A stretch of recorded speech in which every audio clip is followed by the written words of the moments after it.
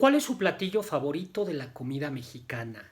Es difícil la respuesta, ¿no? La comida mexicana es deliciosa y muy variada.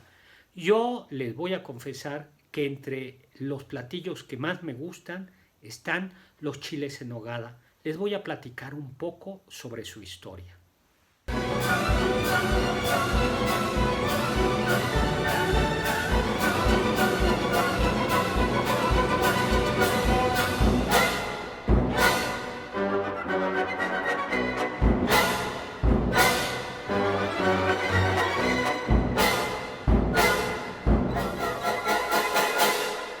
Hola, ¿qué tal? Soy Héctor Zagal.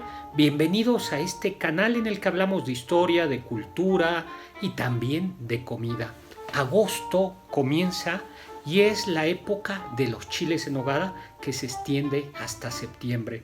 Es un platillo típico de Puebla que poco a poco se va convirtiendo en un platillo emblemático de todo el país. Sin embargo, sí me gustaría insistir en que es un platillo regional, es decir, poblano, y por eso hay lugares del país donde no se consume casi nunca el chile en nogada, incluso donde no se consume. Y por otro lado, se trata de un típico platillo de temporada, es decir, es un platillo que solo puede prepararse adecuadamente en agosto, en septiembre, quizá a finales de julio. Hay dos leyendas bonitas, las dos sobre los chiles en nogada. Una dice que cuando Agustín de Iturbide, efímero emperador de México, el primer emperador de México, cuando el imperio mexicano iba más o menos desde Costa Rica hasta California, inmenso el territorio, pasó por Puebla, unas monjas poblanas quisieron honrarlo porque además era el día de su santo, 28 de agosto. Y entonces estas monjas inventaron los chiles en nogada que tenían los tres colores de la bandera del imperio mexicano: el rojo, el blanco y el verde. Lamentablemente ya sabemos en qué terminó el imperio. Iturbide fue derrocado, más tarde fusilado, y tristemente el imperio mexicano, convertido en república, fue haciéndose pedazos. Centroamérica se separó del imperio. Pocos años después, Texas, que fue arrebatada por los colonos estadounidenses, y finalmente los estadounidenses nos arrebataron la mitad del territorio mexicano. Poco quedó de ese inmenso imperio. Ciertamente Agustín de Iturbide, piensan algunos, era un advenedizo, un aprovechado, un acomodaticio, un emperador de opereta.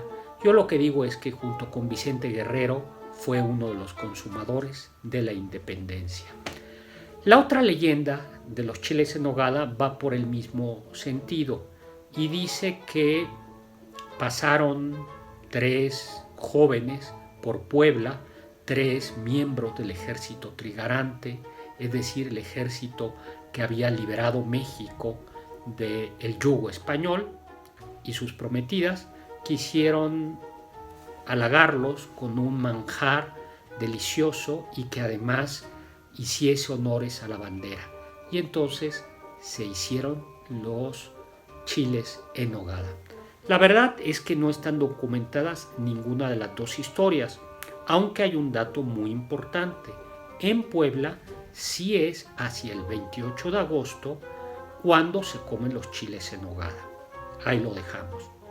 En realidad, el primer documento que habla de los chiles en nogada es un recetario que se llama El Cocinero Mexicano, cuya primera edición es de 1831. Y en esta primera edición aparecen por primera vez los chiles en nogada, insisto, documentados en un libro impreso. Por supuesto, aparecen capeados, ¿no? Aparecen rellenos de picadillo, subrayo picadillo porque la receta original no es carne molida, sino picada. Pero algo muy sorprendente es que en estricto sentido no se usa una salsa de nogada, sino es una salsa de pan y de almendra. Ese es el primer documento impreso que nos habla de los chiles en nogada. Ahora bien, ¿cómo son los chiles en nogada tradicionales? Por supuesto, la carne picada debe ir aderezada, por ejemplo, con productos de la tierra. Uno de ellos es el piñón rosa, que es muy típico de la Sierra Poblana. Además, llevaban acitrón, es decir, biznaga cristalizada.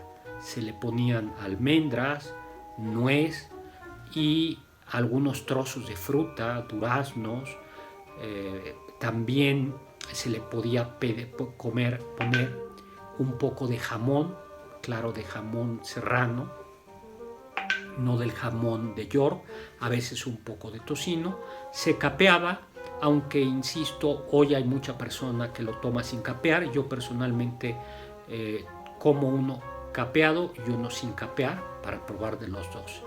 Y luego el chile poblano, que no debe ser muy picante, se envuelve en se capea muy ligeramente y se sirve con la salsa de nogada. La verdadera salsa de nogada es una salsa que no es tan dulce. El ingrediente fundamental es la nuez de Castilla. Esta nuez es muy difícil de pelar fresca, hay que quitarle el pellejito porque el pellejito amarga y además hace que no se vea blanca. Con esa nuez de Castilla se muele, se le puede poner un poco de crema, un poco de leche, pero un ingrediente fundamental es queso de cabra de la zona de Atlisco, que no es un queso de cabra tan ácido como el queso francés, pero sí conserva una dosis de acidez. Y luego esa salsa se le debe de poner algún tipo de jerez o algún amontillado, algún oloroso, algún vino generoso, y eso es esencial. Algunas personas le agregan alguna otra especie. Se baña, no es una salsa tan espesa porque lleva mucha nuez, sí, pero lleva este toque de jerez, no es una espuma. La nogada en realidad es una receta europea. Al parecer, Ruperto de Nola, quien fue cocinero, entre otros, de Carlos V, ya hacía un tipo de salsa de nuez de Castilla y se podía utilizar para pescados o se podía utilizar para algún tipo de ave. Ahora, a ello se le agrega las granadas, que también son de esta época, esta granada roja que ya se conocía en el Mediterráneo y que le gustaba tanto a los árabes, hasta el punto de que una ciudad árabe por excelencia, Granada, lleva en su escudo precisamente esta fruta. Hay personas que además le agregan un poquito de canela encima de la nogada y lo que se suele poner es, como recubre la nogada el chile, no se ve lo verde. Y entonces, para que se vea lo verde, se pone un poco de cilantro y entonces ya tenemos los 3 colores de la bandera patria. ¿Con qué comer unos chiles en nogada? Bueno, ya se los he comentado yo muchas veces.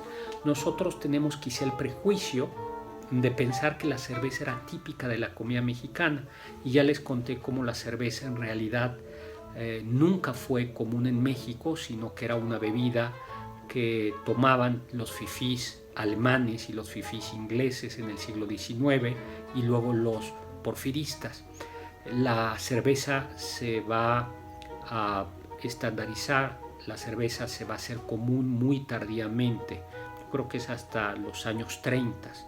¿Con qué acompañaban sus alimentos la clase criolla, la clase pudiente? Pues con vino, ¿no? Era algo muy natural tomar vino en las comidas. Insisto, la clase alta. Yo lo que les recomiendo es que tomen sus chiles en nogada con un buen amontillado, con algún jerez que les guste y que haya sido utilizado para preparar la salsa de nogada. Van a ver cómo es absolutamente exquisito. También creo que le quedan muy bien los vinos dulces o los vinos rosados.